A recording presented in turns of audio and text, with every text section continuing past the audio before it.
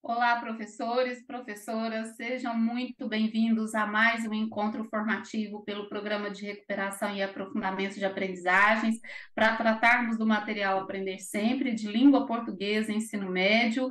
Hoje falaremos com vocês sobre a SA5, a sequência de atividade 5 do volume 2, a ser trabalhada agora no segundo semestre letivo de 2022, ok?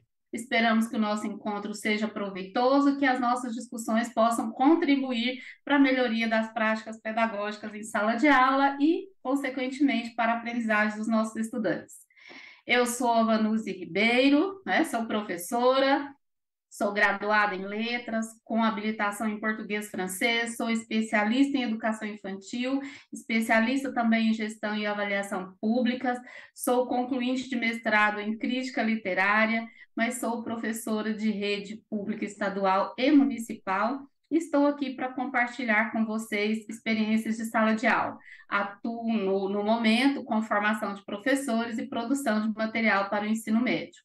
Bom, eu sou uma mulher de pele levemente morena, tenho cabelos castanhos claros à altura um pouco abaixo dos ombros, estou usando hoje uma blusa branca com estampa na cor cinza escura, no tom grafite, estou usando óculos, atrás de mim há um painel de madeira com algumas fotos, alguns livros e alguns objetos de decoração.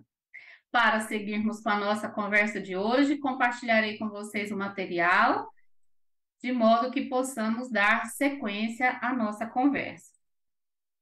Então, vamos lá? Repetindo, então, o tema do nosso encontro de hoje, a sequência de atividades número 5 do volume 2. Esta é a pauta de etapa, não é? E agora, né, lembrando com vocês que nós temos duas partes para essas pautas, então hoje trataremos da parte 1 da pauta de etapa. Bom, professores, só retornar um pouquinho para mostrar para vocês. Acho que o acesso ao material, todos sabem, né? Vocês têm os links e os QR Codes para acesso. Os nossos objetivos de hoje, então, são os seguintes. Nós pretendemos, professores, que ao final da conversa de hoje, vocês possam refletir um pouco mais sobre acepções teóricas relacionadas à produção textual em sala de aula, a partir das dimensões e das etapas da escrita, com foco em gêneros textuais diversos que são apresentados para vocês nesta sequência de atividades. Um outro objetivo para o segundo momento é que, ao final dessa conversa, vocês analisem também com mais critérios, atividades da sequência de atividades 5 do volume 2 do ensino médio, do material Aprender Sempre, considerando, então, as habilidades essenciais, os objetos de conhecimento e os objetivos de aprendizagem que são apresentados para o desenvolvimento da sequência em questão. Para um terceiro momento, o nosso objetivo é rememorar com vocês metodologias ativas que podem ser aplicadas em sala de aula para ampliação das práticas de escrita, conforme as propostas da sequência de atividade 5, bem como direcionar esses gêneros textuais que serão discutidos nas pílulas do conhecimento que vocês terão a seguir, não é, logo após essa pauta de etapa, ok? Então, professores, para o primeiro momento do nosso diálogo de hoje, nós trataremos, discutiremos, faremos reflexões acerca de algumas acepções teóricas que circundam o processo de produção textual na sala de aula, né, a partir das dimensões da escrita, conforme alguns teóricos, né, alguns autores que temos trazido para vocês, com foco, então, em diferentes gêneros textuais, ok? Bom, para tratarmos, então, dessa questão da produção textual, vamos verificar um pouquinho o que é que o nosso currículo, né, do ensino médio diz em relação à prática de escrita na sala de aula, em relação à formação integral do estudante, não é? Então, olhando para essa imagem, professores, a perspectiva do currículo utilizado, então, na rede pública estadual de São Paulo é a perspectiva da formação integral. Isso significa que a formação oferecida para os nossos estudantes em sala de aula precisa alcançar hoje não só o cognitivo, não é? E o cognitivo não vem em primeiro lugar, nesse processo formativo, nós sabemos disso, não é? Então, o processo, as dimensões que envolvem o emocional, o socioemocional, o cultural, né? As dimensões físicas também, elas perpassam por esse processo formativo antes mesmo da dimensão cognitiva, não é? Nesse processo de formação integral, a proposta é que o estudante seja considerado como centro do processo, ou seja, que ele seja protagonista na aquisição, na construção do próprio conhecimento e que ele participe ativamente desse processo, não é verdade? E para isso, o ensino proposto, então, agora, a partir da BNCC e dos currículos que estão sendo utilizados aí na rede pública estadual de São Paulo, é a perspectiva, então, de um ensino pautado em competências e habilidades, não é? Conforme o material Aprender Sempre foi construído. Então, nós temos no material, na sequência de atividades número 5, uma habilidade essencial, que se agrega a outras habilidades consideradas, é, consideradas como auxiliares, não é? Então, temos habilidades aí que vêm no processo como facilitadoras do desenvolvimento dessa habilidade essencial. A sequência de atividades traz para vocês também alguns indicadores de aprendizagem, não é? Que são termômetros que poderão ajudá-los aí a perceber, a observar evidências no decorrer da aplicação dessa sequência em relação ao desenvolvimento dessa habilidade. Não é? Então, nós temos aí no centro desse processo que propõe uma formação integral, não é? Que propõe o estudante como protagonista, nós temos agentes importantes, não é verdade? E quem são esses agentes? Então, nós temos a educação, a aprendizagem no centro de tudo, não é? E ao redor desse processo de aprendizagem, nós temos, então, um currículo que diz o que precisa ser ensinado para esses estudantes, o material Aprender Sempre, que dá um suporte para vocês em sala de aula, para que esse currículo seja aplicado, desenvolvido por meio de atividades diversificadas que procuram, não é, exercitar esse senso, esse protagonismo dos nossos estudantes. E nós temos os dois papéis que são extremamente essenciais para fazer com que esse currículo e com que esse material realmente seja que eles promovam, né, a aprendizagem esperada, que eles realmente ofereçam oportunidades para que professores e estudantes consigam alcançar seus objetivos, não é? Ou seja, nós temos então aí um processo que é coletivo, não é? Que envolve o papel, que envolve a atuação de diferentes personagens e de diferentes instrumentos, de diferentes ferramentas, não é? E todo esse processo é baseado na participação do estudante em práticas sociais, de modo que ele realmente desenvolva, que ele adquira o letramento, o multiletramento, não é? Conforme os estudos, por exemplo, da Roxane Rojo, que nos diz, né, que nos traz elementos importantes em relação a esse processo e o quanto eles são importantes hoje para que os nossos estudantes consigam ser cidadãos atuantes, que eles consigam ser participativos, que eles construam projetos de vida conscientes e trabalhem ativamente para que esses projetos de vida sejam realizados, né, desenvolvidos e alcançados. Né? E como é que nós trabalhamos, então, no material essa perspectiva do letramento, do multiletramento? Não é por meio da oportunidade, do contato com o estudante, do contato do estudante com diferentes linguagens, não é? Sejam elas verbais, sejam elas não verbais, sejam elas multimodais. Porque nessa perspectiva do letramento, do multiletramento, colocando o estudante em contato com diferentes linguagens, oportunizando ao estudante atividades que realmente façam com que ele exerça um protagonismo, nós também proporcionaremos a esse estudante o ir além, não é? O ir além do desenvolvimento dessas habilidades, mas que ele desenvolva também atitudes e valores que perpassam essa formação integral, como, por exemplo, aprender a fazer e a conviver, né? Enfrentando aí as diferentes adversidades com as quais ele lida na vida, aprender a ser não é? O estudante adquire nesse processo de formação integral valores de forma que ele tenha consciência das suas escolhas, das suas decisões e que ele consiga também gerenciar a aprendizagem a favor dessas escolhas e dessas decisões e que esse estudante consiga aprender a aprender. Certo? Ou seja, é preciso que ele entenda e perceba que nenhum de nós somos prontos e acabados, que nós estamos em constante processo de formação, e há diferentes maneiras, então, para ele ampliar, aprimorar e extrapolar esse conhecimento que ele adquire, seja na escola ou fora dela, não é? E para isso, é importante que nós consideremos o processo do letramento como uma concepção social que envolve a escrita, não é? O processo de letramento, então, ele é facilitado quando os nossos estudantes conseguem desenvolver uma proficiência leitora adequada.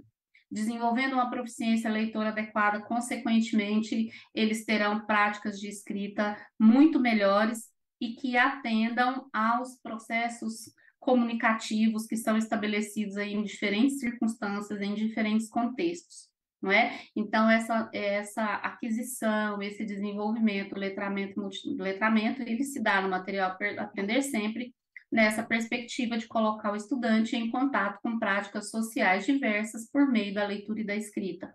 E a concepção de leitura que é posta nesse material é a de que ela tem múltiplas funções, não é? E que ela pode facilitar o contato do estudante com o mundo e com a realidade na qual ele vive, porque ele, como cidadão, como ser humano, como estudante, como pessoa, ele está exercitando diferentes situações comunicativas dia a dia, constantemente, não é? E para isso ele precisa usar, por tantas vezes, a escrita, não é? Então, é preciso que nós olhemos com muito cuidado para esse processo de aprendizagem da produção escrita, não é? Como é que os conhecimentos que o estudante vai adquirindo de outras formas na escola, não é? Seja por meio da leitura, por meio das pesquisas, por meio do contato com a cultura digital, como é que o estudante pode aplicar esses diferentes conhecimentos que ele vai acumulando, então,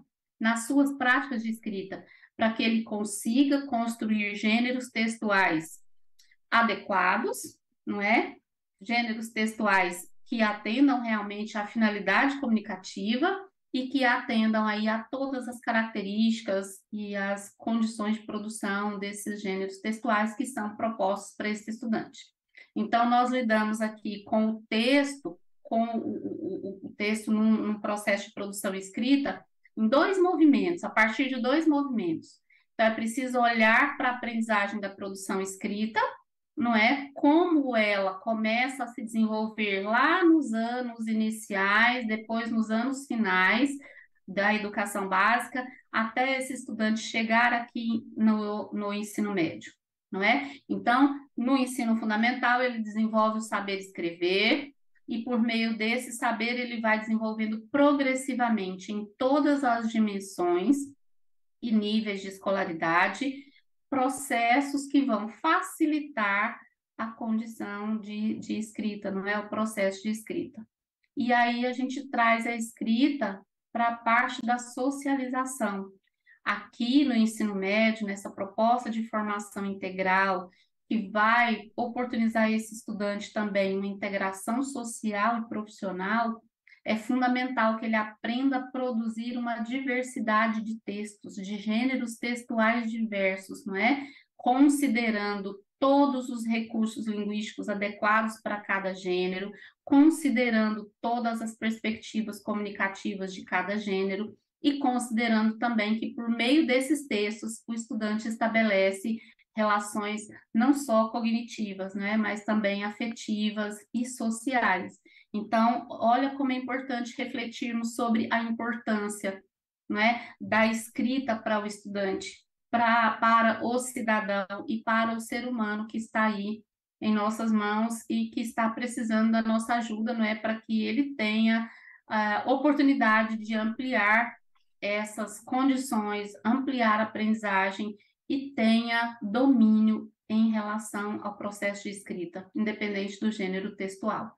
não é? Então, para fechar essa discussão, nós trouxemos aqui a escrita a partir das dimensões de três dimensões diferentes, não é? Uma que alcança o fenômeno psicológico e por isso ela vai também alcançar aspectos cognitivos, afetivos e do sensório motor do estudante. Na perspectiva do fenômeno linguístico, não é? Que está ligada ao texto, aos aspectos sintáticos, aos aspectos ortográficos, lexicais, pragmáticos, gráficos do texto em si, como material a ser produzido, como produto a ser produzido nesse processo de escrita, e para um fenômeno social, não é? Considerando, então, que esse processo de escrita pode oportunizar para o estudante diferentes interações e também ampliação do seu repertório cultural, não é verdade? Então, aí nós temos as referências, não é? Nós trouxemos para vocês aí as citações, aliás, essas dimensões estão pautadas aí nos estudos de Dawes, e são importantes demais que vocês construam depois, que vocês possam ler a partir das referências, não é um pouco mais acerca disso, mas a questão é a importância, né, de como podemos olhar para o texto, para o processo de escrita, dando a devida importância para ele, para o estudante, principalmente aqui na última etapa da educação básica, não é, que é o ensino médio. Esse estudo também, em relação às etapas de produção textual, está pautada no material de Dawes, principalmente, né, de Dawes 2010. Então, de acordo com esse autor, o processo de produção textual passa por algumas etapas importantes, não é? Primeiro, é preciso que haja uma contextualização. E que contextualização é essa? Além da adaptação à situação comunicativa, é preciso que o estudante perceba a finalidade, não é? Eu estou escrevendo para quê? Para quem? No segundo momento, a seleção de conteúdos temáticos. Eu vou escrever para alguém para dizer algo sobre o quê? Um terceiro momento seria o planejamento, não é? A planificação desse texto, considerando as características do gênero textual que será produzido. Não é? Nesse planejamento, o estudante consegue construir uma estrutura muito facilitadora para o processo da escrita em si. Então, é importante que essas etapas não sejam desconsideradas. Após o planejamento, ele vai para a etapa da textualização, ou seja, da produção do texto em si. Ele transpõe, ele materializa aquilo que ele planejou, utilizando aí os diferentes recursos linguísticos que ele tem à disposição para atender ao propósito comunicativo do gênero textual em questão. O último passo, né, o quinto, seria o processo de revisão textual. É importante que o estudante seja responsável pela própria escrita num primeiro momento. É preciso que o texto produzido por ele tenha uma avaliação dele, não é? Então, esse quinto passo, que é o processo de reescrita, que pode ser feito de forma coletiva, de forma individual, utilizando aí diferentes estratégias, é extremamente importante para que o estudante tenha o olhar crítico sobre a própria construção do texto que ele produziu, né? Do texto escrito que ele produziu. Ok? Então, depois, pelas referências, vocês poderão ler um pouco mais acerca do que Dawes traz em relação a essas etapas e de como elas podem ser construídas e aí aplicadas por meio de diferentes estratégias, tudo bem? Então, após essa discussão, vamos lá um pouquinho agora, né, olhar para essas práticas leitoras a partir da construção de sentido entre os gêneros textuais presentes, então, na SA5. Vamos lá? Vamos ver, então, o que a SA5 nos propõe em relação a isso? Bom, em conversas anteriores, em discussões anteriores, nós apresentamos para vocês a importância da organização da sala de aula, né? Do processo de gestão de sala de aula para facilitar as aprendizagens de acordo com as nossas intencionalidades, não é isso? Então, nós gostaríamos agora que vocês refletissem um pouquinho conosco, que vocês pudessem pausar este vídeo um minutinho, que vocês discutissem aí com seus pares acerca da seguinte questão, na verdade, um questionamento. O conhecimento das dimensões da escrita e das respectivas etapas de produção textual contribuem também para a proficiência escritora, não é? Considerar essas etapas, considerar as dimensões que foram apresentadas há pouco para vocês, podem contribuir para que o estudante tenha condições melhores de produzir textos escritos melhores? O que vocês acham? Então, pausem aí esse vídeo um minutinho, por gentileza, quando vocês estiverem, não é, aí com os seus pares. Mas para adiantar o nosso processo aqui e para sistematizar essa reflexão que nós propusemos para vocês, nós trouxemos aqui um trechozinho do que Geraldo diz a respeito disso, né, desse processo de escrita na sala de aula. Para esse autor, para esse estudioso, aprender a escrever traz consigo suas dificuldades específicas. Ele afirma que escrever nunca é só um processo simples de transcrever a fala para a escrita ou de traduzir as palavras faladas em signos escritos. Para ele, o principal problema da escrita é o sujeito se tornar consciente de seus próprios atos.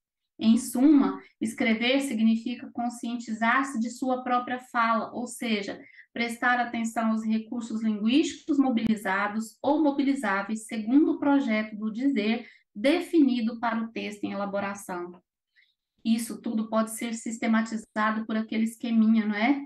O que dizer, para quem dizer, para que dizer, como dizer, quando dizer, não é? E de que maneira, de que recurso hoje nós nos comunicamos, nós produzimos textos escritos aí, não só utilizando caneta e papel, nós utilizamos aí diferentes ferramentas digitais, não é? Então, isso traduz o que Geraldo nos diz, não é? Preciso que o sujeito ele tenha consciência do que ele quer falar, para quem ele quer falar, por que ele quer falar e como ele pode falar, né? De que maneira ele pode falar para que o receptor, a pessoa, o público, para quem ele direcionar esse texto, realmente consiga construir a significação, completando todo o processo significativo também construído por quem escreveu, não é verdade?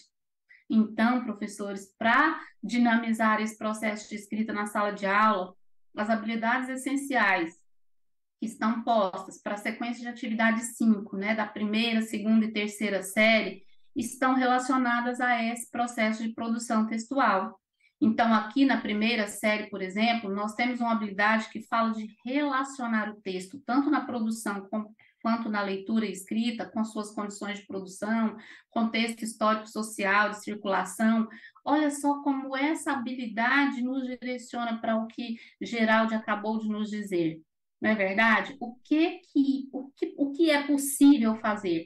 Essa habilidade se refere à análise de elementos constitutivos de discursos e atos de linguagem, ou seja, o leitor que vai se posicionar diante desse texto que será escrito, não é? Que audiência esse leitor dará para esse texto, qual que é a audiência prevista, qual é o objetivo desse processo de escrita, quais são os pontos de vista que permearão esse processo de escrita, quais as perspectivas, qual é o papel social desse sujeito que está escrevendo esse texto, em que momento ele está escrevendo, não é? Que gênero textual ele está utilizando para isso. Então, é isso que a habilidade da primeira série propõe, ok? Bom, então, tendo em vista essa habilidade, olha só o que nós temos aqui na aula 5 da sequência de atividades 5 da primeira série. Nós temos aqui um exemplo de atividade que propõe um processo de escrita nessa sequência de atividades, cujo gênero textual é uma carta de reclamação. Para esta aula, os objetivos propostos, né, os objetivos desejados, os resultados desejados são que ao final destas aulas os estudantes consigam produzir cartas de reclamação a serem encaminhadas a ambientes digitais, que recepcionarão esses textos, visando a mediação entre as partes envolvidas, ou seja, quem está escrevendo, quem será o leitor, a fim de solucionar alguns problemas que serão discutidos a partir da temática proposta para a construção dessa carta.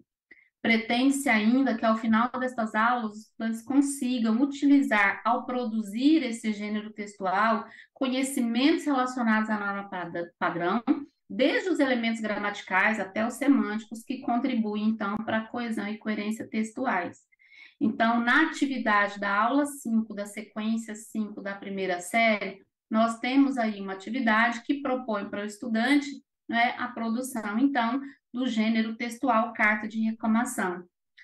Aplicando os objetos de conhecimento propostos, né, que estão relacionados a essa habilidade, nós temos, então, a contextualização, toda uma discussão em torno da temática que será proposta para a construção desse gênero textual e a consideração das etapas conforme propuseram aqueles autores, né, principalmente idosos, apresentados para vocês anteriormente, seguindo todas as dimensões e as etapas da produção textual. Então, o estudante lê sobre o tema, discute com os colegas sobre o tema, realiza o planejamento desse texto para que ele tenha um esquema favorável aí para que na hora da planificação, para a hora da transposição desse texto, né, seja no papel ou em alguma outra, por meio de alguma outra ferramenta, o estudante já tenha o esquema pronto, né, aí na sua cabecinha, e ele, então, tenha facilidade e consiga produzir um texto que atenda aquilo que ele pensou, que atenda à intencionalidade comunicativa, conforme todas as características do gênero textual, que é, nesse caso, né, para a primeira série, a carta de reclamação.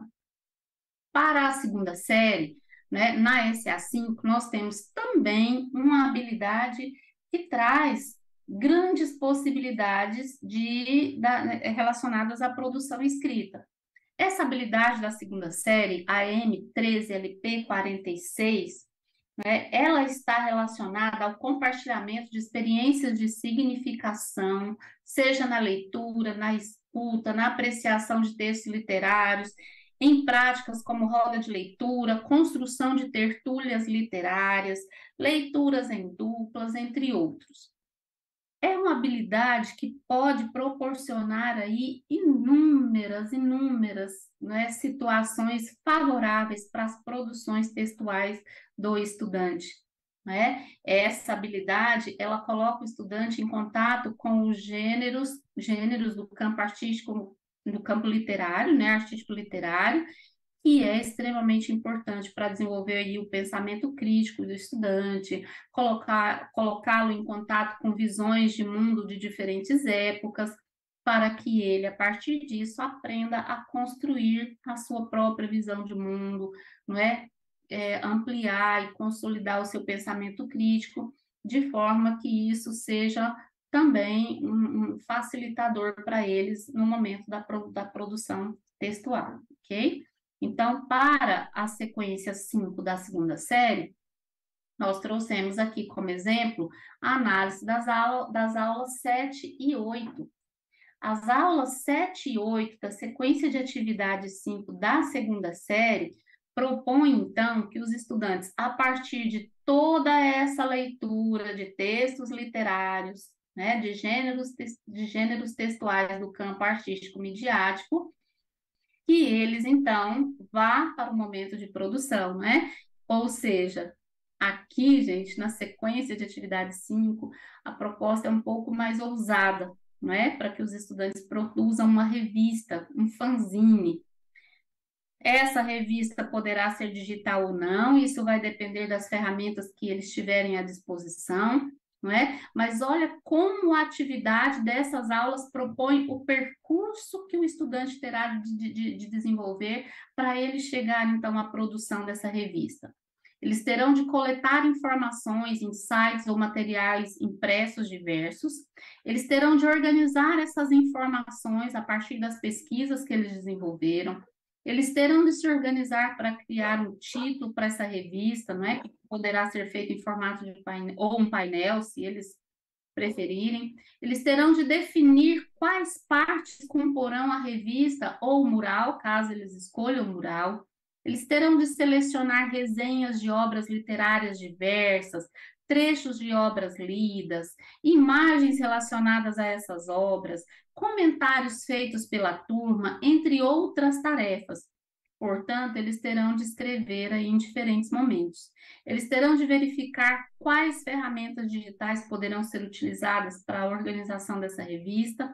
Eles vão ter que fazer a divisão das tarefas, então, trabalho colaborativo aí perpassando com toda a força. E aí eles chegarão, então, ao planejamento, a textualização e a produção do texto de abertura dessa revista, não é? Então, esse é o texto principal que eles produzirão aí como atividade de escrita para essa atividade que é bem mais ampla, né, que é a produção e organização de um fanzine a partir da leitura de diferentes obras literárias que serão sugeridas para eles aí nessa sequência de atividades 5 das aulas 7 e 8 da segunda série, ok?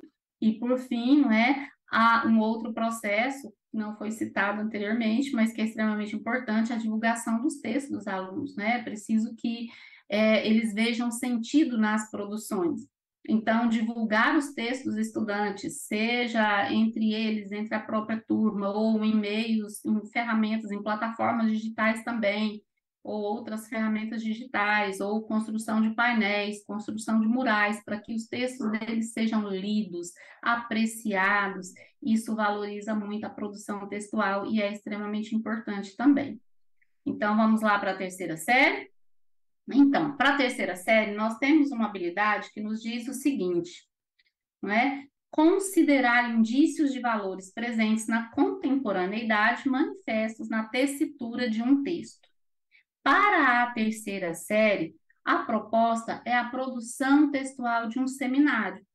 Nós sabemos que o seminário é um gênero textual oral, porém, qual é o processo que acontece até que esse seminário seja, né, tenha a sua culminância? Para a aula 4, então, que nós trouxemos aqui como exemplo para vocês, da sequência de atividades 5 da terceira série, os objetivos são apropriar-se de procedimentos de planejamento, produção e revisão de uma exposição oral, organizar e planejar apresentações orais em um seminário a partir da coleta de materiais de pesquisa, tendo por foco as relações intertextuais de variados gêneros textuais e levando em conta a compreensão do uso da linguagem do público-alvo. Selecionar informações e dados relevantes de fontes diversas, sejam elas impressas, digitais, orais, avaliando a qualidade e a utilidade dessas fontes e organizar esquematicamente, com a ajuda do professor, as informações necessárias, sem excedê-las, com ou sem o apoio de ferramentas digitais, em quadros, tabelas ou gráficos. Então, olha só quanta coisa a aula 4 propõe para que os estudantes cheguem às aulas seguintes, a culminância, então, do seminário, que é a exposição oral de todo o processo de pesquisa, de construção aí de diferentes textos que eles terão de produzir, para que eles consigam, então, apresentar esse seminário de forma perfeita e de forma satisfatória, atendendo ao que propôs essa habilidade, não é? Então, eles terão de produzir resumos, esquemas, respeitando também as mesmas dimensões e os mesmos processos conforme propuseram o dom, certo? Todo o processo de escrita requer que nós nos atentemos para aquelas etapas, né? O estudante precisa selecionar as temáticas, ele precisa discutir esse tema para que ele tenha repertório suficiente para o processo de escrita, planejar, textualizar e revisar, ok? Então, só continuando aqui um pedacinho a mais dessa aula 4, né, da terceira, que está na sequência 5 da terceira série, as etapas da dimensão da escrita, né, retomando lá o fenômeno psicológico, cognitivo, afetivo, sensório e motor.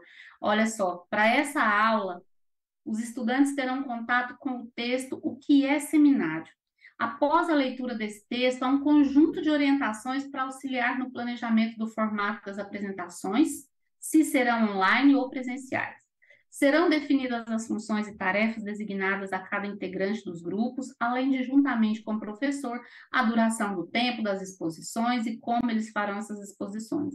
Então, cada participante do seminário, cada integrante do grupo, terá, no mínimo, de produzir aí o resumo da sua fala, não é verdade? né? Então, há diferentes situações e oportunidades para que os nossos estudantes produzam aí diferentes gêneros textuais a partir da sequência de atividade 5, ok? Bom, caminhando aqui para o processo final da nossa discussão de hoje, vamos para o terceiro momento, em que nós apresentaremos, então, para vocês sugestões de metodologias ativas que poderão ser utilizadas para potencializar essas práticas de escrita conforme estão propostas na sequência de atividade 5, ok? Então, olha, aqui nós trouxemos para vocês as seguintes sugestões. No processo de ensino-aprendizagem, né, é importante destacar isso, nós não temos como afirmar que uma metodologia seja melhor ou pior que outra, que uma seja mais eficaz que outra. Isso parte das suas evidências, professor, não é? Do conhecimento que você tem das suas turmas, dos ritmos de aprendizagem dos seus estudantes, não é? Do potencial que os seus estudantes têm para a aprendizagem de acordo com aquilo que você pensou, de acordo com o que você propôs, considerando as necessidades de aprendizagens deles, não é verdade? Então, em cada contexto escolar existem diversas formas, né, diversas estratégias que podem ser aplicadas. E o mais importante em relação a essas escolhas é que a estratégia aplicada seja favorecedora da aprendizagem e que essa metodologia, que essa estratégia atenda então aí às características de cada turma e ao potencial dos estudantes, ok? Então, independente da metodologia a ser escolhida, é preciso dar voz e vez para os estudantes. Se lembram? Nós estamos num processo de formação integral e eles precisam ser protagonistas de todo o processo. Eles precisam ter oportunidades para expressar os sentimentos, os conhecimentos, as ansiedades e os desejos e os sonhos, não é? Eles precisam ser ouvidos acima de tudo, não é? Assim, eles se engajarão no processo, eles terão mais chances, né, de se tornarem estudantes engajados e aí facilitar também a nossa atuação como mediadores na construção da aprendizagem. Então, as metodologias ativas, elas servem para isso, não é? Para que o estudante tenha espaço para exercitar o protagonismo, para exercer a sua autonomia no processo de construção do conhecimento, certo? Por isso elas são chamadas ativas e elas estão todas muito direcionadas para processos altamente colaborativos, de modo que desenvolvam, então, habilidades e competências nos nossos estudantes. Então, o uso das metodologias ativas, elas são fundamentais para esse processo que traz, então, o estudante como centro, não é? Que é chamado, então, de formação integral, que considera não só os aspectos cognitivos na construção do conhecimento, mas também, principalmente, os afetivos, não é verdade? Então, é preciso que nós olhemos para a zona de desenvolvimento proximal, não é? Que nos posiciona nos mostra aí a distância que existe entre o potencial que o estudante tem para aprender, né? Uma zona de desenvolvimento potencial e uma zona de desenvolvimento real. Então, é preciso perceber, é preciso que nós olhemos com bastante atenção para qual é a melhor forma de os nossos estudantes aprenderem, não é? De que maneira eles aprendem melhor? E aí nós trouxemos uma sugestão do Design Thinking, não é, que é uma metodologia ativa bastante importante para ampliação de conhecimentos, né? A partir dessa habilidade, a partir dessa metodologia, perdão, nós esperamos que os estudantes tenham a oportunidade de desenvolver esse protagonismo, não é? Exercitando, então, diferentes processos comunicativos, exercitando também a cooperação, o pensamento científico, crítico, criativo, e que ele seja capaz de se posicionar, então, em diferentes situações complexas aí, apresentando sugestões e soluções para os problemas. Então, essa metodologia do Design Thinking, ela proporciona, tá, ao estudante essa oportunidade. E é preciso que a gente observe cuidadosamente, então, a nossa turma para aplicá-la, ok? Então, olha, aqui nós temos um passo a passo para que vocês desenvolvam essa metodologia em sala de aula, não é? De modo que, ao aplicá-la, vocês tenham um plano de ação em vista, e esse plano de ação precisa ser pautado, construído a partir de evidências que representem as necessidades de aprendizagem de cada turno, ok?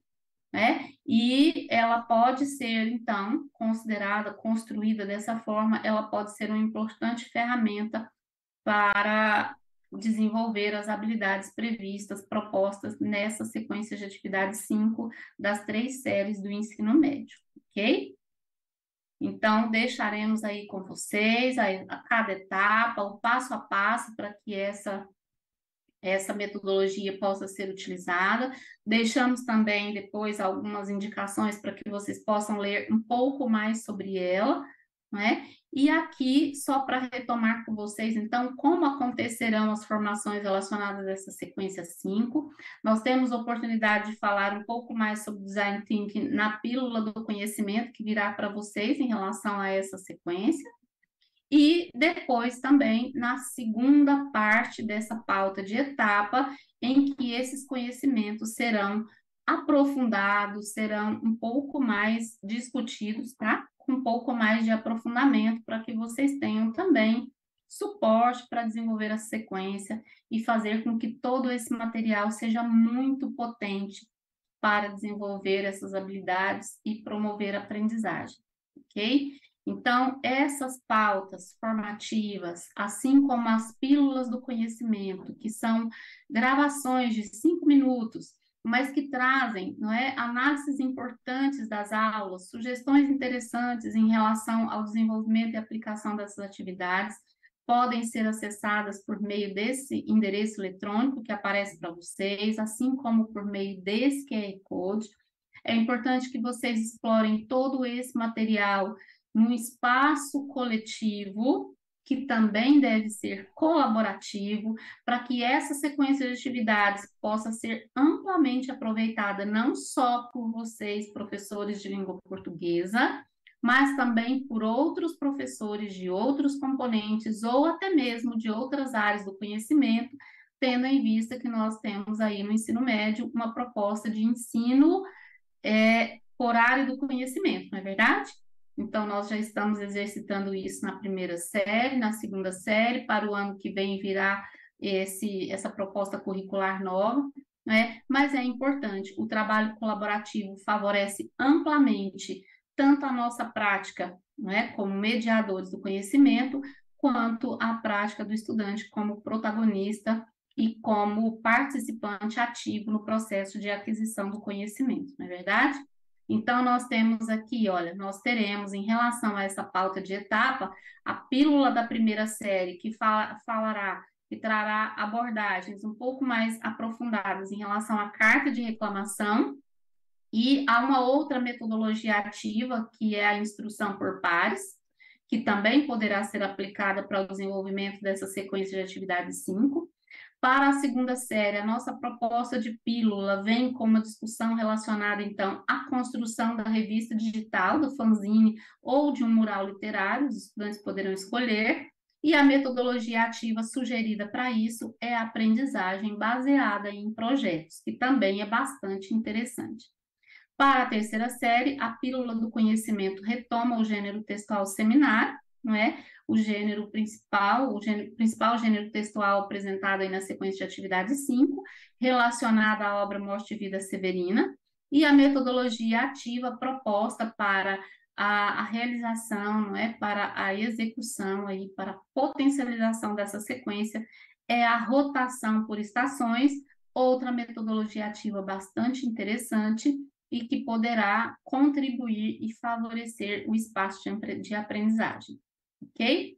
Então, para o desdobramento, durante a TPC, nós sugerimos que vocês retomem essas habilidades, que vocês olhem com muito cuidado para os objetos de conhecimento, objetivos de aprendizagem e para cada atividade proposta nessa sequência de atividades, para que as práticas leitoras, assim como as práticas de escrita, sejam amplamente exploradas, ok? É preciso que vocês identifiquem as razões de o estudante não terem alcançado resultados positivos em relação à compreensão leitora e ao desenvolvimento dessas habilidades, assim como é importante que vocês construam um plano de ação capaz de sanar, de preencher essas lacunas, ok? Então, refletindo rapidamente aí sobre o que fizemos nessa pauta de hoje, nós procuramos discutir com vocês aí alguns aspectos teóricos que perpassam a proposta de produção textual nessa sequência de atividades.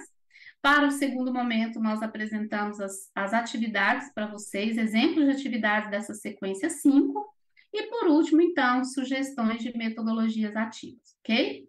Contamos com a colaboração de vocês para a avaliação deste encontro, deixamos com vocês aí as referências, e então eu descompartilho aqui a minha tela para eu me despedir, agradecê-los pela participação e pela oportunidade que vocês me dão de estar aqui com vocês, discutindo um pouco mais sobre como promover a aprendizagem na sala de aula. Um grande abraço a todos, até a próxima!